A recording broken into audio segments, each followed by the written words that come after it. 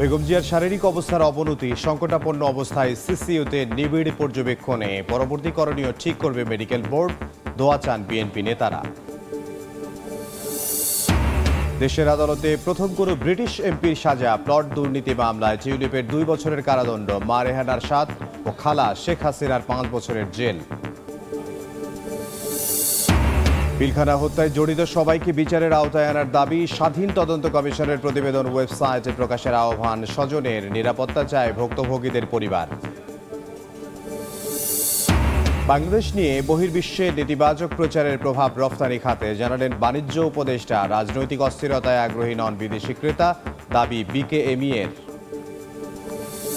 প্রথমবারের মতো যাচ্ছি, খুবই ভালো লাগতেছে। পরিবেশ যদি ভারসাম্য ঠিক থাকে, টুরিস্ট আরো বাড়বে। সেন্ট মার্টিন দ্বীপে 3টি জাহাজ, 2000 পর্যটকের রাত যাপনের সুযোগ থাকলেও প্রথম যাত্রায় পেলেন 1200, উৎফুল্ল ভ্রমণ পিপাসুরা।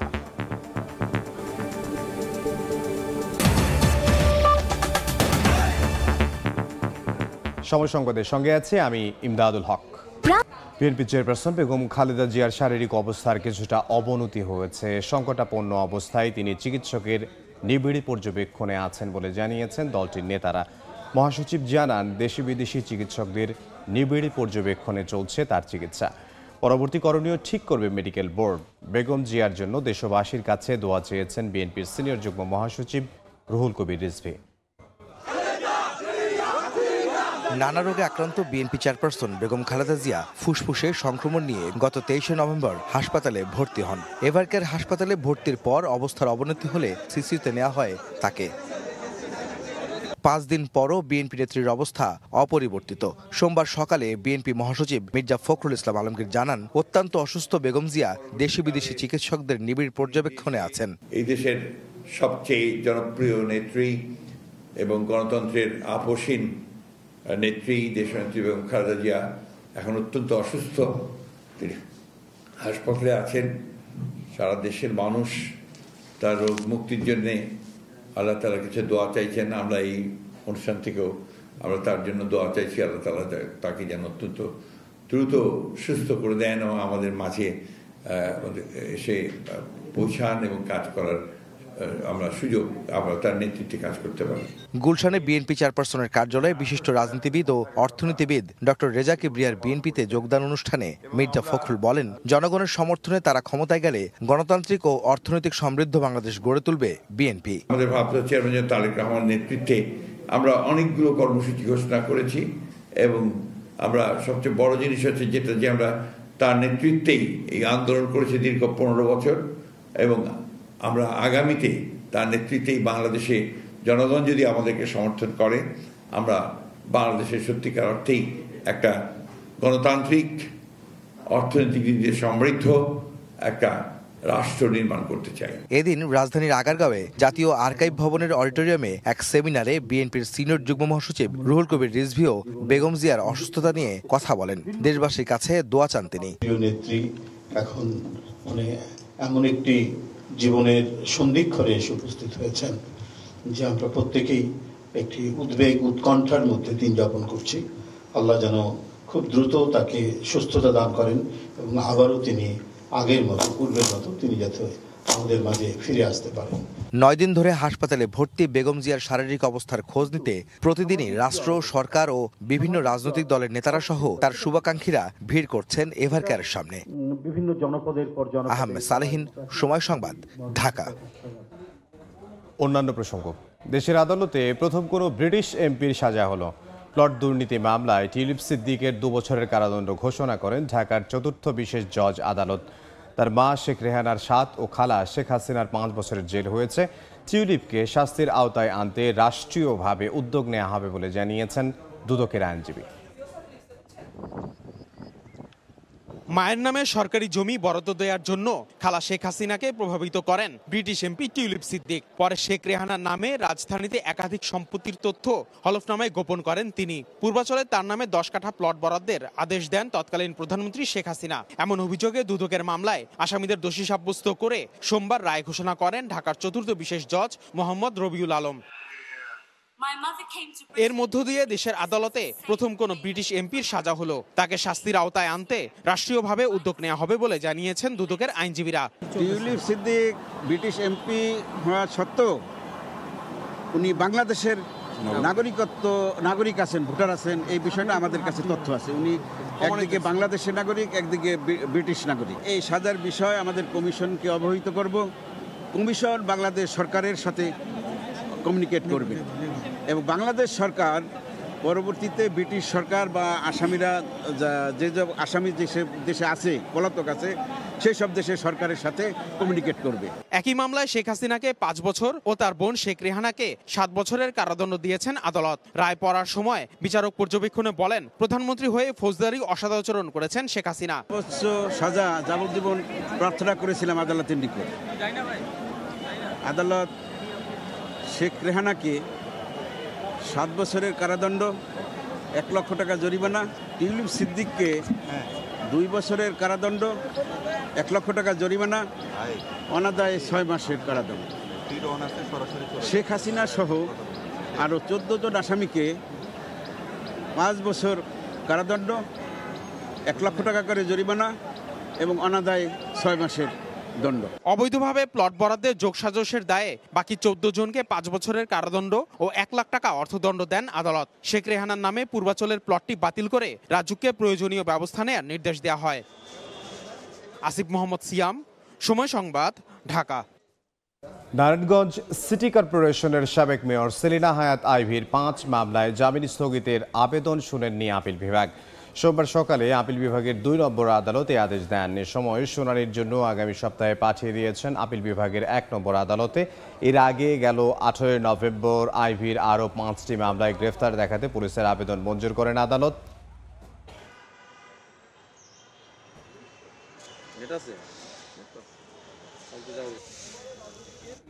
জুলাই সনদ বাস্তবায়ন, নির্বাচনের আগে গণভোট সহ 5 দফা দাবি আদায়ে খুলনায় চলছে জামাত সহ 8 দলের বিভাগীয় সমাবেশ। এ বিষয়ে বিস্তারিত জানবো। নগরীর শিববাড়ি মোড়ে আছেন সহকর্মী তানজিম আহমেদ, সরাসরি যাব তার কাছে।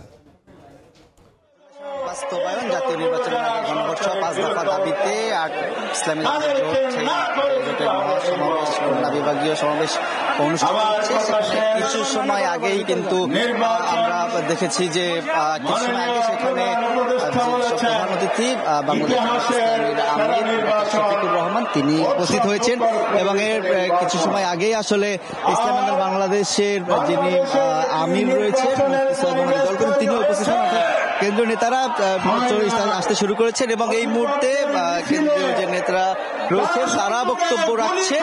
কানায় কানায় কিন্তু শিববাড়ি মোড় যে সমাবেশ স্থল সেটি পূর্ণ হয়ে গিয়েছে। আপনি আসলে সকাল 10টার পর থেকেই নেতাকর্মীরা আসতে শুরু করেন এবং দুপুরের আগেই কেন্দ্রস্থল মানুষের সমাগম হয়ে যায়, মানুষের পূর্ণ হয়ে যায়, মিছিলের নগরীতে পরিণত হয় কিন্তু খুলনা। এই মুহূর্তে আমরা দেখছি যারা আসলে বিভিন্ন যেহেতু দল, এখানে জামাত ইসলামী রয়েছে, ইসলামী বাংলাদেশ রয়েছে, খেলাফত মজলিস রয়েছে, এইসব দলের যারা খেলাফত আন্দোলন রয়েছে, নেতাকর্মী রয়েছেন, তারা তাদের নিজেদের দলীয় বিভিন্ন প্রতীক নিয়ে এখানে অবস্থান নিয়েছেন, স্লোগান দিচ্ছেন এবং যা নেতৃবৃন্দ বক্তব্য দিচ্ছে সেই বক্তব্যগুলো তারা শুনছেন। অর্থাৎ আমরা নেতাদের সাথে কথা বলেছি, তৃণমূলের কর্মীদের সাথে কথা বলেছি, তারা বলছেন যে 5 দফা দাবি তারা জানিয়েছেন সেই দাবিগুলো সম্পূর্ণ যৌক্তিক এবং তারা বলছেন সেই দাবি যতক্ষণ আদায় না হবে তাদের আন্দোলন চলবে। বিভাগীয় সমাবেশের পর আসলে এর পরবর্তী পরিকল্পনার কথা তারা জানাবেন। এই আন্দোলনের ধারাবাহিক অংশ হিসেবে কিন্তু আসলে আজকে খুলনাতে এই বিভাগীয় সমাবেশ অনুষ্ঠিত হচ্ছে। সকাল থেকে আমরা দেখেছি বিভিন্ন জেলা থেকে, যশোর, খুলনা, বাগেরহাট, সাতক্ষীরা থেকে বিভিন্ন জেলা বাস, ট্রাক, মাইক্রোবাস, বিভিন্ন যানবাহনে পায়ে হেঁটে নগরীতে প্রবেশ করেন নেতাকর্মীরা এবং এর ফলে কিন্তু খুলনা নগরীতে এখন লোকারণ্য বলতে হবে। একই সাথে নিকট শিববাড়ি নিকটবর্তী যে ময়লাপোতা রয়েছে, সোনাডাঙ্গা রয়েছে, গল্লামারি, বিভিন্ন জায়গায় নেতাকর্মী সমবেত হয়ে আসলে তাদের যে নেতাদের কথা সেটি তারা শুনছেন এবং এই কিছু সময় পরেই প্রধান অতিথি বাংলাদেশ জামাত ইসলামীর আমির তিনি কথা বলবেন। তো খুলনা থেকে 8 দলীয় যে 8 দলের বিভাগীয় সমাবেশ এর খবর আমার কাছে ছিল সর্বশেষ। খুলনা থেকে সহকর্মী তানজিম আহমেদ।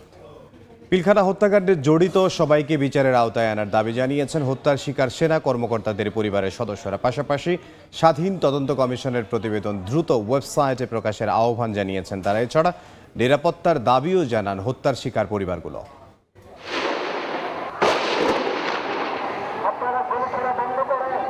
বিডিআর বিদ্রোহের নামে 2009 সালে পিলখানায় নির্মমভাবে হত্যা করা হয় 57 জন সেনা কর্মকর্তা সহ 74 জনকে।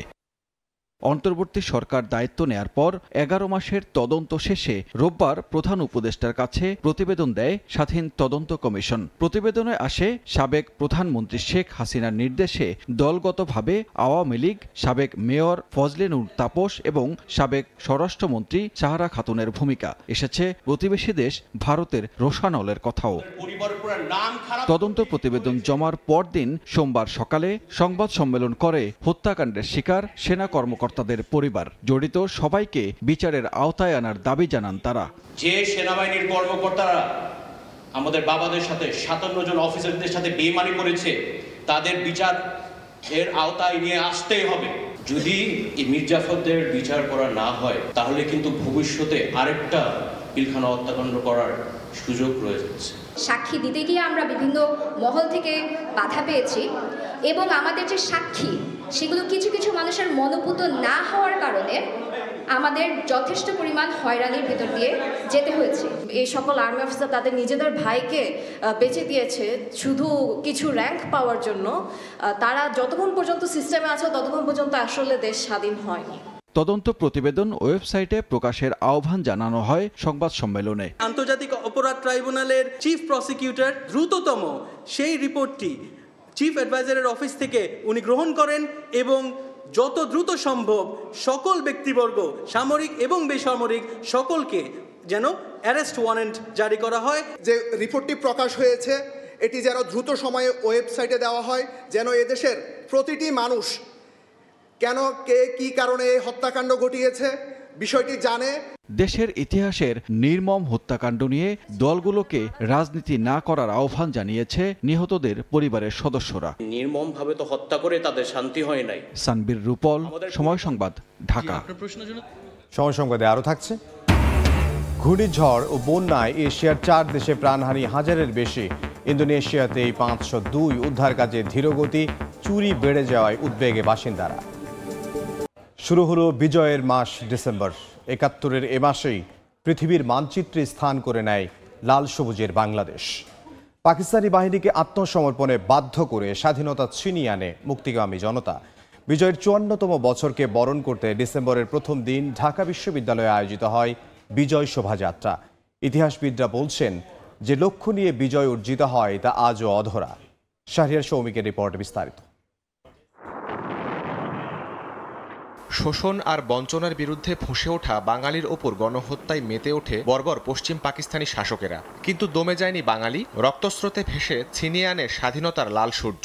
16ই ডিসেম্বর অর্জিত হয় 1000 বছরের কাঙ্ক্ষিত সেই বিজয়। তাই ডিসেম্বর কেবল বিজয়ের মাসই নয়, বাংলাদেশের জন্য গৌরব, সাহস আর আত্ম অহংকারের মাসও বটে। 16 তারিখ পর্যন্ত ইতিহাসবিদরা বলছেন এত রক্তের বিনিময়ে যে দেশ পেল জাতি, সেই দেশের প্রান্তিক মানুষের জীবনে আজও মেলেনি কাঙ্ক্ষিত মুক্তি, সাম্য, মানবিক মর্যাদা আর সামাজিক সুবিচার। স্বাধীনতার এত বছর পরও অধরাই রয়ে গেছে। গণতন্ত্র প্রতিষ্ঠার আকাঙ্ক্ষা, গণতান্ত্রিক শাসন ব্যবস্থা, রাষ্ট্র পরিচালনায় জনগণের যে অংশগ্রহণের সুযোগ, এটি 54 বছরে আমরা নিশ্চিত করতে পারি নাই। বিজয়ের মাসের প্রথম দিনে ঢাকা বিশ্ববিদ্যালয়ে আয়োজন করা হয় বিজয় র্যালি। এটি পুরো ক্যাম্পাসের সড়ক ঘুরে মহান 71-এর সেই সময়গুলোকে স্মরণের চেষ্টা করে। যে কোনো পরিস্থিতিতে জাতিকে ঐক্যবদ্ধ থাকার আহ্বান জানান ঢাকা বিশ্ববিদ্যালয়ের উপাচার্য। দেশ এবং জাতির যে কোনো সন্ধিক্ষণে, ক্রান্তিকালে আমরা আপনাদেরকে সাথে নিয়ে আমাদের ভূমিকা পালন করবার জন্য সবসময়ের জন্য অঙ্গীকারবদ্ধ। দেশকে সামনের দিকে এগিয়ে নিতে মানবিক মূল্যবোধ সম্পন্ন মানুষ তৈরির ওপর জোর দিচ্ছেন শিক্ষাবিদরা। যুগে যুগে যত আন্দোলন আর মুক্তির ডাক, সবটাতেই বন্দুকধারীদের চোখরাঙানি দিয়ে সবার আগে বুক পেতেছে আমাদের তরুণরা। বিজয়কে কলুষিত করা, দুর্নীতি আর অপরাধকে রুখে দিতে তাই তরুণদেরকেই এগিয়ে আসতে হবে সবার আগে। শাহরিয়ার সৌমিক, সময় সংবাদ, ঢাকা। রাজনৈতিক অস্থিরতায় ক্রয়াদেশ কমাচ্ছেন বিদেশি ক্রেতারা, যার প্রভাবে গেল অগাস্ট থেকে কমছে দেশের রপ্তানি আয়। ব্যবসায়ীরা এমন দাবি করলেও বাণিজ্য উপদেষ্টা বলছেন বাংলাদেশ নিয়ে বহির্বিশ্বের নেতিবাচক প্রচারণা চালাচ্ছে একটি চক্র, যার প্রভাব পড়েছে রফতানি খাতে। তবে এটি সাময়িক বলে মনে করেন তিনি। এর জন্য আলাদা কোনো পদক্ষেপের প্রয়োজন নেই। চলতি অর্থবছরের প্রথম মাস জুলাইয়ে প্রায় 25% বড় প্রবৃদ্ধি দেখার পর 3 মাস লাগাতার কমেছে রফতানি আয়। বড়দিন সামনে রেখেও প্রত্যাশা পূরণ হয়নি দেশের রফতানি আয়ের 80% যোগান দেয়া পোশাক শিল্পে। এই অবস্থায় বিশ্ববাজারে বাংলাদেশের ব্র্যান্ডিং পূর্বাঞ্চলে গ্লোবাল সোর্সিং এক্সপোর আয়োজন করেছে রফতানি উন্নয়ন ব্যুরো ইপিবি। সোমবার প্রদর্শনীর উদ্বোধনীতে রফতানিমুখী খাতের চাপে পড়ার কারণ হিসেবে রাজনৈতিক অস্থিরতাকে দায়ী করেন নিট পোশাক রফতানিকারকদের শীর্ষ সংগঠন বিকেএমই এর সভাপতি। তবে প্রশংসা করেন বন্দর ব্যবস্থাপনায় বিদেশিদের সঙ্গে চুক্তির। যে সমস্ত দেশ আমাদের এখান থেকে এখন ইম্পোর্ট করে না, সেই সমস্ত বায়ারগুলিকে খুঁজে বের করে তাদেরকে ইনভাইট করে নিয়ে আসা। ওরা এই মুহূর্তে পলিটিক্যাল সিচুয়েশনের অজুহাত দিয়ে অনেকে বলছে যে এই মুহূর্তে তারা আসতে চাচ্ছে না। রফতানি খাত নিয়ে সরকার উদ্বিগ্ন নয় বলে জানান বাণিজ্য উপদেষ্টা। উদ্যোক্তাদের আশ্বস্ত করে তিনি বলেন বাংলাদেশ নিয়ে নেতিবাচক প্রচারণায় ব্যস্ত একটি চক্র। এর প্রভাব রফতানি খাতে পড়লেও এটি সাময়িক। এটা তো একটা চলমান প্রক্রিয়া। যখন বিভিন্ন সময় আমাদের নিরাপত্তা ঝুঁকি তৈরি হয় তখন সরকার সেই অনুযায়ী ব্যবস্থা নিয়ে থাকে এবং এই মুহূর্তে আমি এমন কোনো নিরাপত্তা ঝুঁকি দেখছি না। অনেক সময় তৃতীয় বিশ্বের দেশ সম্বন্ধে অনেক ধরনের অসত্য তথ্য বিভিন্ন মাধ্যমে ঘুরে বেড়ানোর ফলে এক ধরনের ভীতি সঞ্চারিত হয়। বাট আপনারা নিজেরা জানেন যে আমাদের দেশের ঘোরাফেরাতে নিরাপত্তায় কোথাও কোনো ধরনের তেমন কোনো ঘাটতি নাই। গ্লোবাল সোর্সিং এক্সপোতে তৈরি পোশাক, চামড়া ও চামড়াজাত পণ্য, পাটজাত পণ্য, কৃষি পণ্য, প্লাস্টিক ও কিচেন ওয়্যার, ওষুধ ও তথ্য প্রযুক্তি খাতের সক্ষমতা তুলে ধরছেন উদ্যোক্তারা। সাইফুল ইসলাম, সময় সংবাদ, ঢাকা। বিএনপির ভারপ্রাপ্ত চেয়ারম্যান তারেক রহমানের দেশে ফেরা নিয়ে আইনি বাধা নেই বলে জানিয়েছেন উপদেষ্টা আসিফ নজরুল। এই মুহূর্তে সচিবালয়ে আছেন সহকর্মী প্রসূন আশিস। বিস্তারিত জানতে সরাসরি যাব তার কাছে। দেখুন, বিএনপি চেয়ারপারসন বেগম খালেদা জিয়া গুরুতর অসুস্থ হয়ে রাজধানীর এভারকেয়ার হাসপাতালে চিকিৎসাধীন রয়েছেন বেশ কয়েকদিন ধরে। এরপর থেকেই কিন্তু তার দলের পক্ষ থেকে এবং চিকিৎসকরা জানিয়েছেন তার অবস্থা সংকটাপন্ন। তো এরপরেই কিন্তু সামাজিক যোগাযোগ মাধ্যম এবং সাধারণ যে জনগণ তারা একটা প্রত্যাশা করছেন তার বেগম খালেদা জিয়ার সন্তান যিনি লন্ডন প্রবাসী তারেক রহমান, যিনি বিএনপির ভারপ্রাপ্ত চেয়ারম্যানও, তিনি দেশে ফিরবেন এবং মায়ের শয্যাপাশে থাকবেন সেটি প্রত্যাশা করেছেন। এবং কেন তিনি ফিরছেন না, তার কোনো আইনগত বাধা আছে কিনা ফেরার ক্ষেত্রে, এই জাতীয় কথাবার্তা কিন্তু সামাজিক যোগাযোগ মাধ্যম সহ বিভিন্ন জায়গায় কিন্তু আলোচনা হচ্ছে। সেরকম একটা অবস্থায় বিভিন্ন ধরনের কথা যখন সেই অবস্থায় আইন উপদেষ্টা কি বলেন তার ফেরার ব্যাপারে এরকম একটি জানার একটি বিষয়ও কিন্তু কৌতূহল কিন্তু সাধারণ মানুষের ছিল। আজ আমরা সচিবালয়ে আইন উপদেষ্টা মহোদয়ের এখানে এসেছিলাম। আইন উপদেষ্টা ডক্টর আসিফ নজরুল কিছুক্ষণ আগেই আমাদেরকে জানিয়েছেন যে বিএনপির ভারপ্রাপ্ত চেয়ারম্যান তারেক রহমানের দেশে ফেরার ব্যাপারে আইনগত কোনো বিধিনিষেধ নেই বলেই তিনি জানেন। এবং তিনি বলছেন যে তারেক রহমান যদি দেশে ফেরেন সেক্ষেত্রে সার্বিক সহযোগিতা সরকারের পক্ষ থেকে করা হবে এবং তার যে নিরাপত্তা দেওয়ার বিষয়টি সেটি নিয়েও তিনি কথা বলেছেন যে নিরাপত্তার সর্বোচ্চ নিরাপত্তা দেওয়া হবে, সে ব্যাপারে উদ্যোগ নেবে সরকার। আরেকটি বিষয় বলেছেন, তবে তিনি যে দেশে ফিরবেন, কখন ফিরবেন সেটি তারেক রহমান নিজেই ভালো বুঝবেন এবং এটি পারিবারিক বিষয় এবং মা ছেলের সিদ্ধান্তের বিষয়, অতএব সে ব্যাপারে তিনি বলবেন না। সেক্ষেত্রে তারেক রহমান নিজেই সিদ্ধান্ত নেবেন কখন তিনি ফিরতে পারবেন এবং সেই ফেরার মতো উপযুক্ত পরিবেশটি কখন তিনি মনে করেন তখন তিনি ফিরবেন। তবে সেক্ষেত্রে জোর দিয়ে বলেছেন সরকারের পক্ষ থেকে সার্বিক সহযোগিতা করা হবে এবং সরকারের পক্ষ থেকে কোনো ধরনের বিধিনিষেধ নাই বলেই নিশ্চিত করেছেন আইন উপদেষ্টা ডক্টর আসিফ নজরুল। মূলত তারেক রহমানের ফেরার ব্যাপারে যে একটি ধোঁয়াশা সৃষ্টি হয়েছে, যে একটি দ্বিধাদ্বন্দ্ব তৈরি হয়েছে, সেটি মূলত কাটানোর জন্যই তিনি ব্যাখ্যাটি দিয়েছেন। এই ছিল সচিবালয় থেকে বিএনপির ভারপ্রাপ্ত চেয়ারম্যান তারেক রহমানের দেশে ফেরার ব্যাপারে কোনো বিধিনিষেধ আছে কিনা সে ব্যাপারে আইন উপদেষ্টার ব্যাখ্যা। সচিবালয় থেকে সহকর্মী প্রসূন আশিস। সময় সংবাদে আরও থাকছে। আয়ারল্যান্ডের বিপক্ষে টি-20 সিরিজ বাঁচাতে মরিয়া বাংলাদেশ। অনুশীলনে মনোযোগী লিটন বাহিনীর তৃতীয় ম্যাচের স্কোয়াডে ফিরেছেন শামীম পাটোয়ারি। সাবেক দুদক চেয়ারম্যান ইকবাল মাহমুদের বিরুদ্ধে অনুসন্ধানের সিদ্ধান্ত নিয়েছে বর্তমান কমিশন। অভিযোগে বলা হয়েছে আলোচিত স্বাস্থ্য খাতের ঠিকাদার মুতাফজেরুল ইসলাম মিঠুর ব্যবসায়িক সহযোগী ছিলেন ইকবাল মাহমুদের ভাই সাদিক মাহমুদ বকুল। তার নানা অনিয়ম তার নানা অনিয়ম দুর্নীতি করলেও ইকবাল মাহমুদের প্রভাবের কারণে ঠিকাদার মিঠু ও তার ভাই দীর্ঘদিন ছিলেন ধরাছোঁয়ার বাইরে। এছাড়া অভিযোগ রয়েছে ঠিকাদার মিঠুর কাছ থেকে গুলশানের দুটি ফ্ল্যাট নেন ইকবাল মাহমুদ। তার বিরুদ্ধে অর্থ পাচার, ক্ষমতার অপব্যবহার ও অবৈধ সম্পদ অর্জনের অভিযোগও খতিয়ে দেখার সিদ্ধান্ত নিয়েছে দুদক। পাশাপাশি তার ভাই সাদিক মাহমুদ বকুলের সম্পদের উৎসও অনুসন্ধান করা হবে। চলতি বছরের 11 সেপ্টেম্বর গ্রেফতারের পর মিঠুর রিমান্ডে নানা অনিয়ম ও দুর্নীতির তথ্য পায় দুদক।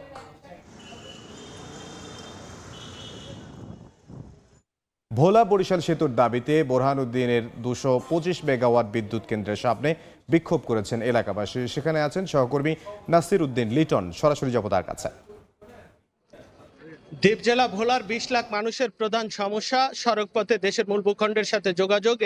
এই সমস্যা সমাধানের জন্য ভোলাবাসী দীর্ঘদিন ধরেই ভোলা বরিশাল সেতু সহ 5 দফা দাবির আন্দোলন করে আসছে। সেই আন্দোলনের অংশ হিসাবে গত 28 নভেম্বর শাহবাগ চত্বরে হাজার হাজার মানুষ ভোলাবাসী যারা ঢাকাস্থ তারা সমাবেশ করে সেই সমাবেশ থেকে 48 ঘন্টার আলটিমেটাম দিয়েছিল ভোলা বরিশাল সেতুর জন্য সরকার কাছে।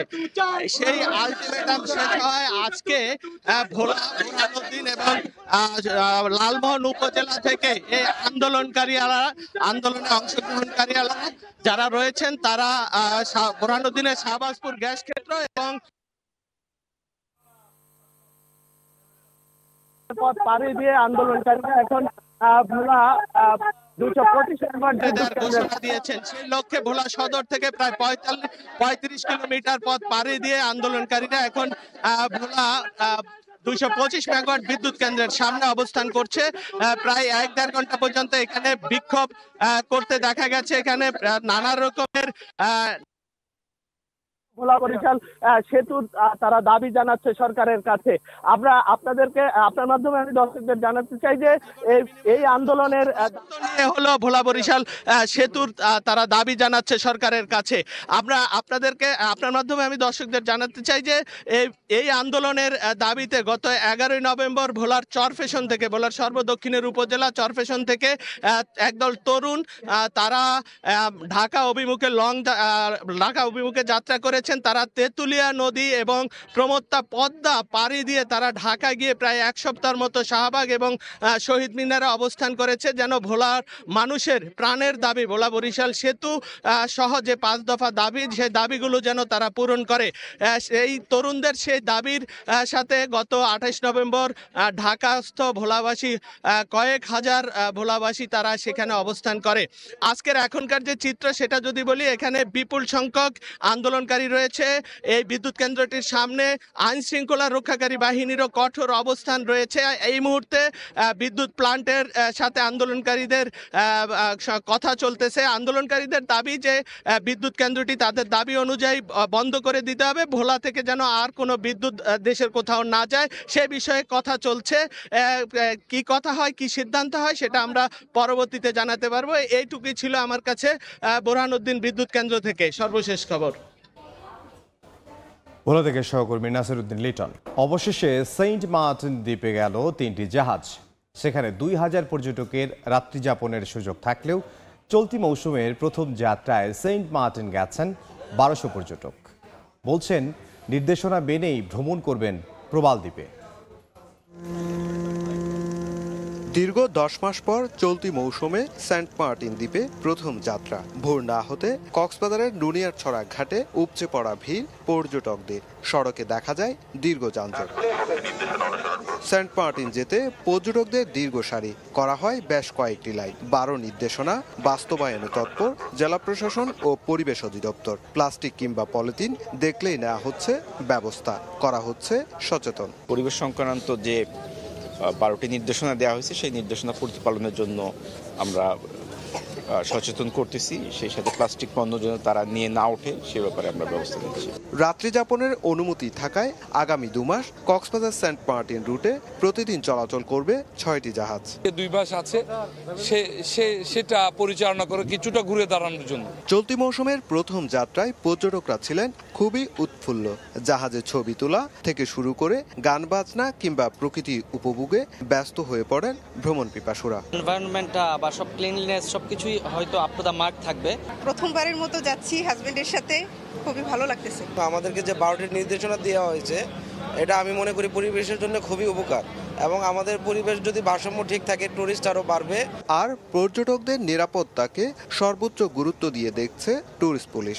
হোটেল মালিক বলেন আর কোনো স্টেক হোল্ডার যদি আমাদের পর্যটন ব্যবস্থাপনাকে অব্যবস্থাপনার দিকে নিয়ে যেতে চায় সেটাকে আমরা টুরিস্ট পুলিশ অ্যালাউ করব না। আগামী 31 জানুয়ারি পর্যন্ত 2 মাস পর্যটক নিয়ে কক্সবাজার শহরের নুনিয়াছড়া BIWTA ঘাট থেকে প্রতিদিন সকাল 7টায় সেন্ট মার্টিন ছেড়ে যাবে জাহাজ।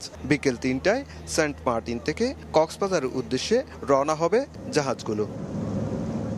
সুজাউদ্দিন রুবেল, সময় সংবাদ, কক্সবাজার। দেশের বাইরের খবর। ভয়াবহ ঘূর্ণিঝড় ও বন্যায় শ্রীলঙ্কা, ইন্দোনেশিয়া ও থাইল্যান্ডে প্রাণহানি ছাড়িয়েছে 900।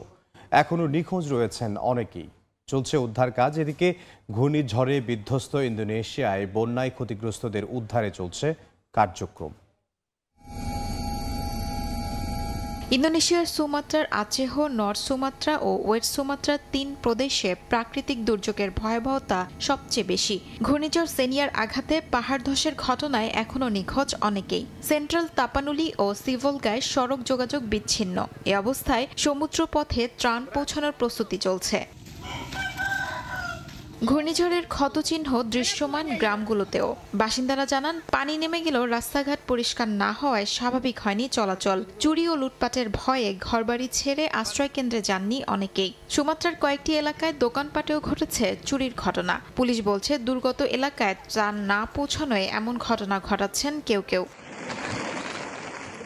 এদিকে ঘূর্ণিঝড় দিতুয়ার আঘাতে বন্যা ও ভূমিধসে শ্রীলঙ্কার মৃতের সংখ্যা বেড়ে দাঁড়িয়েছে 193। এখনও নিখোঁজ রয়েছে প্রায় 200 জন। পরিস্থিতি মোকাবেলায় দেশটিতে জরুরি অবস্থা জারি করা হয়েছে। দেশজুড়ে ক্ষতিগ্রস্ত হয়েছে 5 লাখেরও বেশি মানুষ। প্রায় 78,000 বাসিন্দাকে সরিয়ে নেওয়া হয়েছে আশ্রয়কেন্দ্রে। ভয়াবহ বন্যায় ফিলিপিন্সে অনেকের মৃত্যুর পর দুর্নীতির অভিযোগ ঘিরে বিক্ষোভে নতুন মাত্রা পেয়েছে। বন্যা প্রতিরোধে বরাদ্দ কোটি ডলার গায়েব হয়ে যাওয়ার অভিযোগে স্থানীয় সময় রোববার ম্যানিলায় সমাবেশ করেছে বামপন্থী রাজনৈতিক দল ও সাধারণ শিক্ষার্থীরাও। এ সময় প্রেসিডেন্ট বংবং মার্কোস জুনিয়রের পদত্যাগ দাবি করেন বিক্ষুব্ধরা। ঘূর্ণিঝড়ে বিপর্যস্ত মালয়েশিয়ার আচেহ প্রদেশে শুকনো খাবার ও চিকিৎসা সামগ্রী পাঠিয়েছে আন্তর্জাতিক সংস্থা। আর জরুরি যোগাযোগ সচল রাখতে বিনামূল্যে স্টারলিং সেবা দেওয়ার ঘোষণা দিয়েছে ইলন মাস্ক। এছাড়াও কলম্বোর নিম্নাঞ্চল এখনও ডুবে আছে পানিতে। মধ্যাঞ্চলের বহু গ্রামে ভেঙে পড়েছে যোগাযোগ ব্যবস্থা। ভয়াবহ ঘূর্ণিঝড়ে শুধু ইন্দোনেশিয়া নয়, থাইল্যান্ড, মালয়েশিয়া এবং শ্রীলঙ্কায় সবচেয়ে বেশি মানুষের মৃত্যু হয়েছে। শিউলি রোজা, সময় সংবাদ। খেলার খবর। একদিনের বিশ্রাম শেষে অনুশীলনে ফিরেছে বাংলাদেশ জাতীয় ক্রিকেট দল। স্কোয়াডে যুক্ত হওয়া শামীম পাটোয়ারিকে নিয়ে শুরু হয় প্র্যাকটিস সেশন। সকাল 9:30টায় শুরু হবার কথা থাকলেও নির্ধারিত সময়ের পরে শুরু হয় অনুশীলন। ক্রিকেটার, কোচিং স্টাফদের সব সদস্যদের নিয়ে শুরু হয় তৃতীয় ম্যাচের প্রস্তুতি। আগের রাতে বিপিএলে দাম হাঁকানো তাওহিদ হৃদয় ছিলেন ফুরফুরে মেজাজে। সিরিজ জয়ে ভিন্নভাবে চিন্তা করছেন লিটন কুমার দাসও। শেষ টি-20তেও বদল আসবে টাইগার একাদশে। মিডল অর্ডারে আবারও পরিবর্তন করতে পারে টিম ম্যানেজমেন্ট। শেষ ম্যাচ ফ্লাড লাইটে নয়, বরং শুরু হবে বেলা 2টায়। এ পর্যায়ে শীর্ষ সংবাদগুলো জানিয়ে দিচ্ছি আরও একবার। বেগম জিয়ার চিকিৎসায় 5 সদস্যের চীনা মেডিকেল টিম এভার কেয়ারে শারীরিক অবস্থা নিয়ে চিকিৎসকের বক্তব্য ছাড়া তথ্য প্রচার না করার আহ্বান। করণীয় ঠিক করবে মেডিকেল বোর্ড। দেশের আদালতে প্রথম কোনো ব্রিটিশ এমপির সাজা। প্লট দুর্নীতি মামলায় টিউলিপের 2 বছরের কারাদণ্ড, মা রেহানার 7 ও খালা শেখ হাসিনার 5 বছরের জেল। এবং পিলখানা হত্যায় জড়িত সবাইকে বিচারের আওতায় আনার দাবি। স্বাধীন তদন্ত কমিশনের প্রতিবেদন ওয়েবসাইটে প্রকাশের আহ্বান স্বজনের। নিরাপত্তা চায় ভুক্তভোগীদের পরিবার।